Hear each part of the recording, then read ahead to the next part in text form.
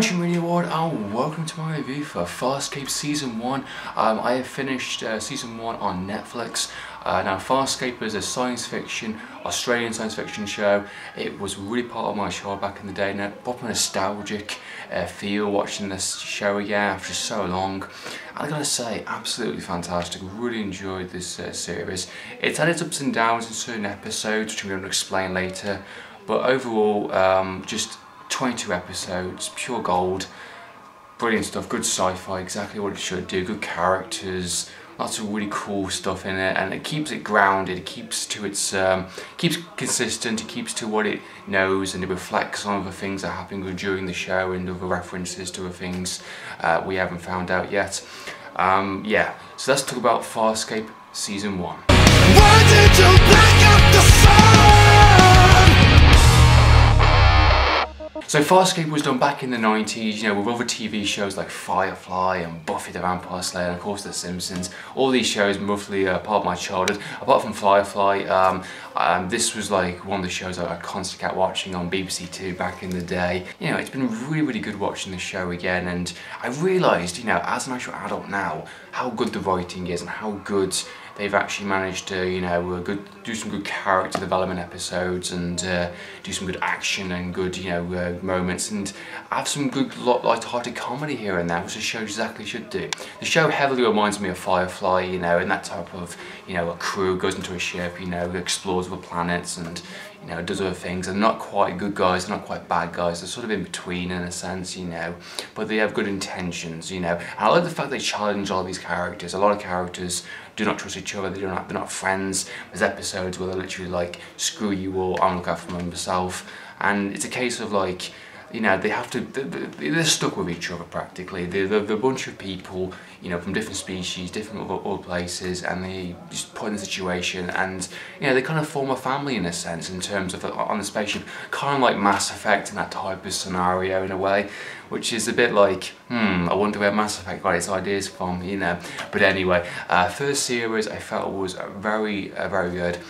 The storyline for Farscape follows an astronaut named John Crichton, basically, who is testing the idea of wormhole technology. He wants to create one within the, you know, outer space using the Earth's atmosphere, and he actually does create one. He creates one, accidentally gets sucked into it and gets transported to, I'm guessing, another dimension somewhere there, or possibly in the future. Hasn't been quite determined yet, and he stumbles across, you know, a bunch of peacekeepers that are attacking this kind of prison vessel, which, you know, introduces our characters. The actual ship that he's on gets transported into the oil ship, and therefore they starbuck into deep space, and, you know, they're both basically just stuck with each other, and they have to kind of rely on each other and help each other in situations. And of course we learn about each of these characters. It's basically just a bunch of characters jumped into one ship, and there you go, that's our show in a sense. And they're tracked down by this kind of, you know, kind of determined general who basically blames John Crichton for killing his brother while he was, you know, got transported from this, you know, wormhole. His actual brother got, you know, accidentally bumped into his ship and exploded into space, and, you know, his brother's like, I will find him, I will find that person, and I will kill him in a sense. And it goes from that kind of basic, you know, plot point and expands a lot more later on within the show, and it refers back to a lot of its main themes. I like the fact that he did not forget about it, because there was some episodes later on where I was kind of thinking, you're going off track a little bit, or you're going to save for the season finale. You know, I hate it when shows do that, leave the kind of that main plot point, like the finale episode. That should be covered early on or built up to it in a sense, and I'm happy they did do it. The first little episode I felt was very well done, very well written, good characters, good humour in a sense, and I liked each of his personalities bouncing off each other. Then it kind of slowed down a little bit, some characters, episodes, and episode of the week in a sense, of the villains, and just some kind of episodes which kind of like us, this type of episode, okay. But generally, you know, a good range of stuff and species and creatures, and showing off the practical effects, which I love me some practical effects for sure, definitely. And the last half of the series, the last main kind of sections, was extremely well written and very well done. Once they introduced a brand new character into the mix, the group, and they started to do a lot more daring episodes and introduced an even better villain, which a show like this should have a good villain. I mean, Firefly had its kind of I forgot what they're called, like I forgot what they're called, like they're like Reapers type thing in a sense. I think that's what they're called. They kind of these, you know, if you see their ship, you know, basically run for your life in a sense. Yeah, those type of villains. You know, they also had the, of course, the organisation, the company thing there. This one they had the peacekeepers, which are going after him, and in this one, introduced into the last couple of episodes, we have his our main villain is Scorpius, which is awesome. I love his design. I love the face prosthetics and just the whole idea of his mask coming down there, and you can tell if he's lying or not, and he's very ruthless. He's got that kind of British tone in the sense of that his accent and the way he speaks. He's kind of like, he doesn't need to get violent, he just speaks to you, and he's like, yeah, I will snap your bones in half. I love that type of villain, and I think he's going to play a lot more of in season 2, which I'm not sure how they're going to use his character. Look forward to seeing how they do it, but yes, it's good to have a good strong villain, and of course they refer back to, of course, the actual general that was going after him. And there's a couple of episodes here and there appearing up, and we get to know a bit more of his character, and I'm curious to see what they do with his character also in season 2. It's interesting how they approach certain things and kind of shifted, and you know, it's just generally interesting. By the end of the show, I was generally just hooked and just wanting more and more.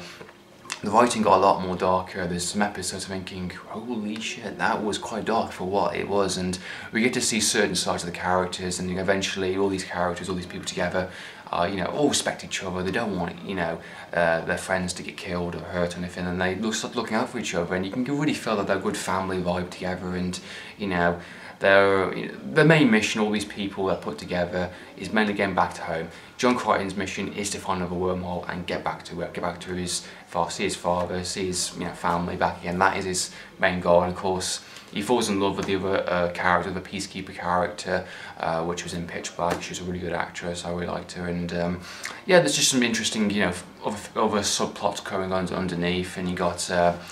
I forgot what the other character. You've got this like little kind of frog alien in a sense. I forgot the names. He's like he's kind of a comic relief character in a sense, being the fact he's a little animatronic, you know, character, you know, puppetry, which I felt was very effective and good, you know, expensive I think for sure to do, but I think definitely paid off the realism. You got this kind of high priest. You know, blue woman, I forgot the actress name, I completely forgot, but she was really good. I really liked her in the series. I liked that she had a ruthless side to her as well, but she also was, she had reason, you know, she is good with potions, she's good with that type of mixture, and she's got logic for sure, and I like that. And you got this kind of big guy, you know, sword, and it turns into like a plasma rifle, and it's like, holy shit, that's awesome. He's a really cool character. He's like a warrior character for sure, and he won't take any shit, but you know, eventually he kind of like, we find out more about him and the reasons why he is, and you know, there's tons of trust later on during the show with the other characters, especially with John Crichton, and how they're going to bounce off of each other. I felt that was quite effective, and yeah, as the first season goes, it did exactly what I wanted to. It impressed me. Good writing, good comedy in places, good sci-fi, definitely some good sci-fi elements, and the last couple of episodes really kind of reflected on everything that was done in the series, which is like, I was really surprised. I forgot they even did that. They were reflecting on all the things, characters, things they interacted with, paying off from like episode 4 to the last episode. I thought like, that was genius how they did that, and you know, I hope they keep that up within season 2, and you know, curious to see what's next in store in a sense, being the fact that they left the episode on a cliffhanger. Yeah, that's my opinion on Farscape season 1. Hope you enjoyed watching this review. What did you think? Do you think it was good? Do you think it's bad? Any opinions? Comment down below. So in the meantime, Andrew from Media with Home Game TV. Signing out.